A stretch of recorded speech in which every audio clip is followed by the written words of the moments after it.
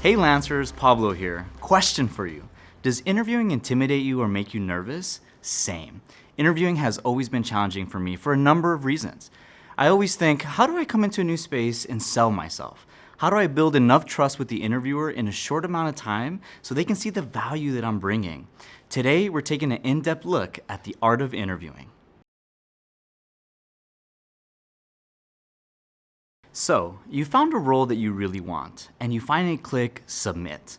The application is sent, and there's a sigh of relief. Then you get a call from the hiring manager for a phone screening or an email to set up an interview. Your official interview begins now. You heard me right. Your interview begins before you even speak. It's all about first impressions. You want to remain professional, positive, polite, and personable in every interaction you have with this future employer. So, the interview is scheduled. What do you do next? Well, most of you have probably heard you need to do research. But what does that actually mean? How do you do valuable research and find out more about the company? This research includes having an in-depth understanding of the role and responsibilities of the position you're applying for. What will you actually be doing in the role? What stakeholders are impacted by this role? And what skills are required to fill the role? Next, you want to make sure you understand what the organization or company is really about. And I don't just mean their mission statement. Who is their target demographic? Are they expanding into new markets or territories? What projects are they currently working on? And how are communities really being impacted by them? The next question is, how can I find this information? Utilize all of the information that the organization has made public, either through their website or their social media channels.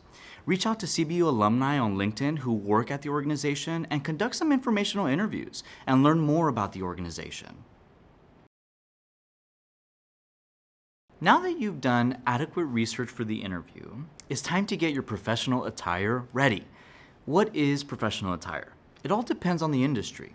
This is why it's important to research. Look at their social media and website. This should give you a glimpse of the company's culture. When in doubt, always take it up a notch. Remember, your competition is doing the same. Once you have your interview outfit ready, make sure you check the little things and avoid potential distractions. Some of the most common distractions are strong fragrances, distracting jewelry, wrinkled, stained, ripped, or ill-fitting clothing. We recommend trying it on beforehand to ensure everything fits and you feel confident.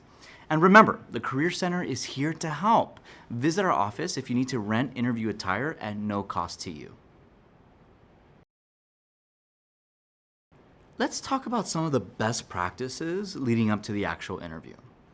You want to ensure that your resume is up to date and you've practiced some of your answers beforehand. Notice that I said practiced, not memorized. As you prepare, make sure you don't memorize answers. This can come off as inauthentic. But before you can practice answers for the interview, you have to know what you've actually accomplished. Many times we see students who have done great things, but they have a hard time recalling what those are. Or they think that this information isn't really valuable. Knowing and having confidence in your accomplishments will help you prepare stories. Remember this, storytelling is the key to success. An additional way to prepare mentally before the interview is to know and understand your why. Ask yourself, why did I choose this major? Why did I choose this career path? Why do I care about this type of work? Being able to articulate your why will begin to instill confidence in your interviewer because it will show that you are self-aware, a goal setter, and proactive. Another best practice for interview preparation is anticipating some of the interview questions. What would you say are some of the most common interview questions in today's market? I'll give you a few seconds to think about it. I can guarantee some of the questions you thought of were, tell me about yourself, why are you interested in the position, what are some of your top strengths, what would you say is one of your weaknesses? So if we can assume 20%, 30%, or 40% of the interview questions, we should devise an action plan around those questions.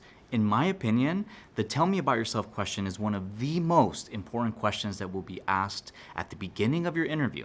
So let me share a great strategy you can use in order to set yourself up for success and establish a great first impression.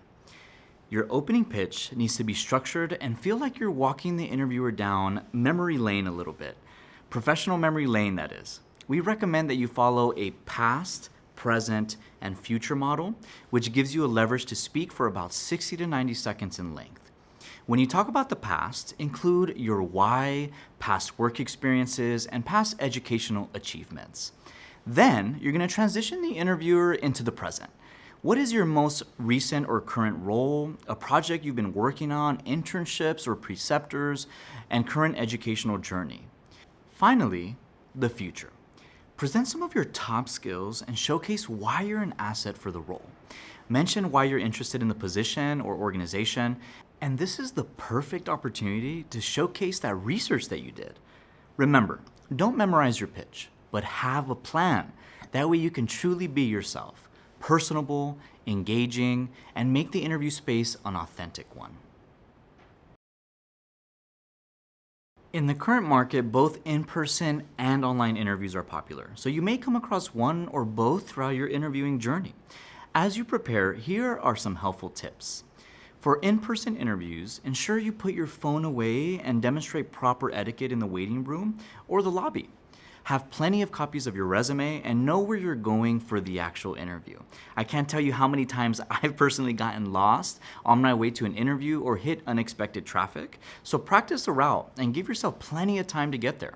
For virtual interviews, test the platform to ensure that your Wi-Fi is working appropriately.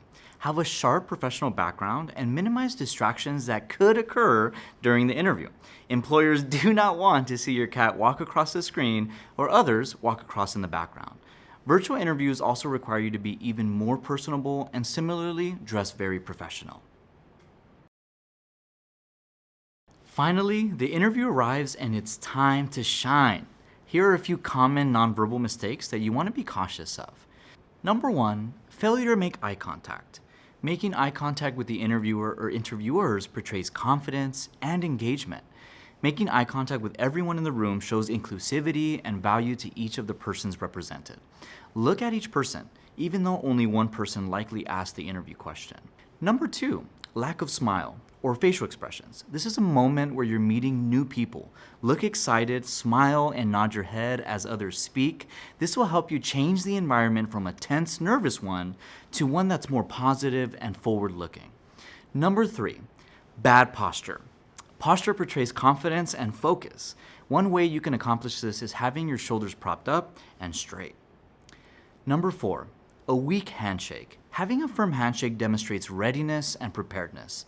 Employers know that this is an intimidating time, but they gravitate towards candidates who can handle this type of pressure and excel.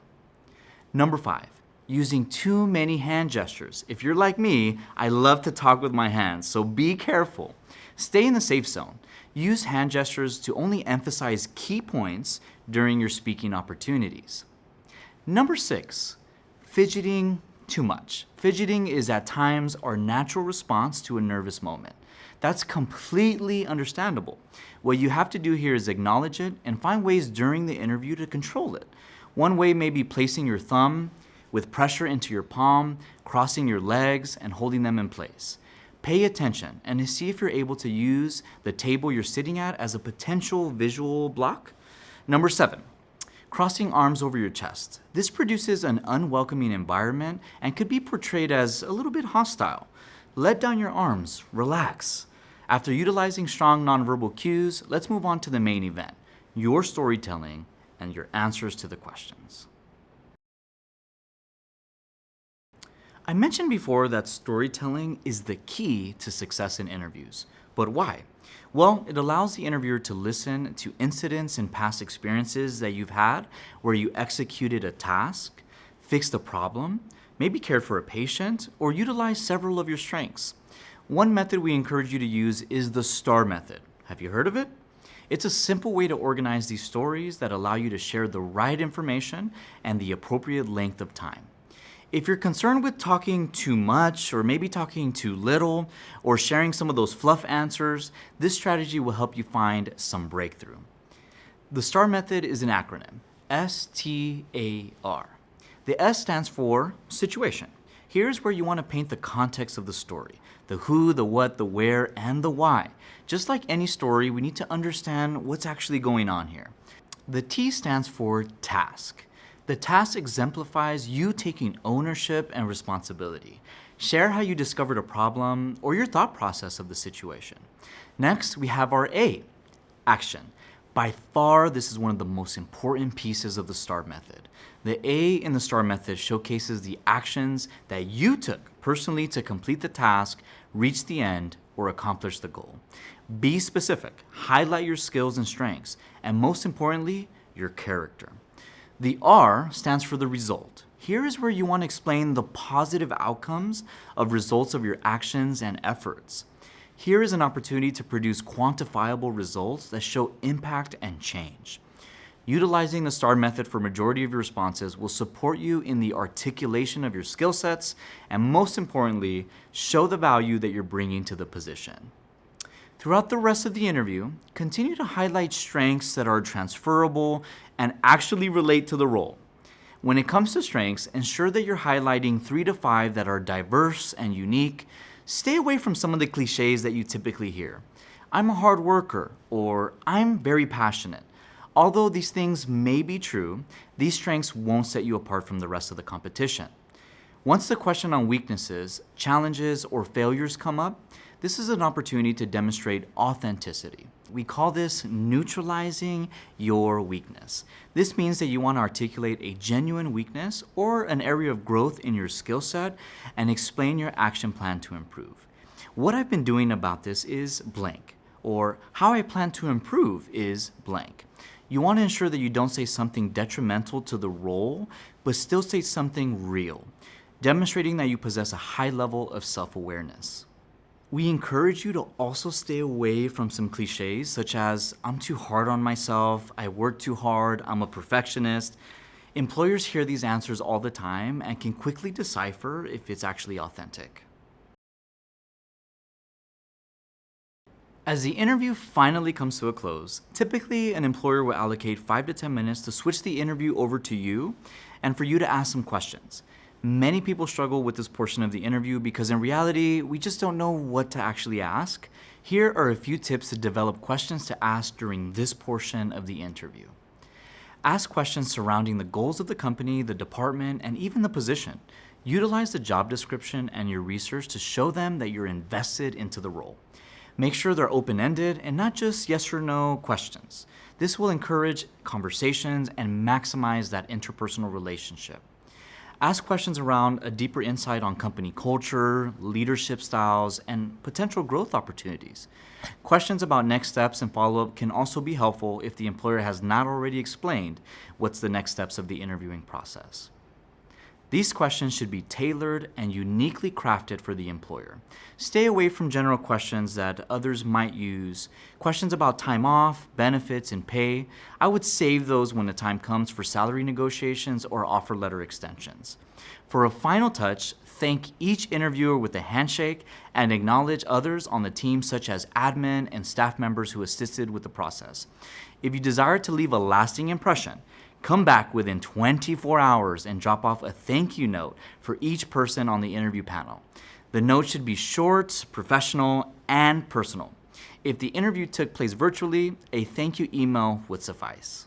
Lancers, we hope this was helpful in more ways than one. The Career Center is here to come alongside and support your entire professional journey, whether that's utilizing our wardrobe closet or conducting a mock interview. We count it a privilege to serve each and every one of you. Until next time.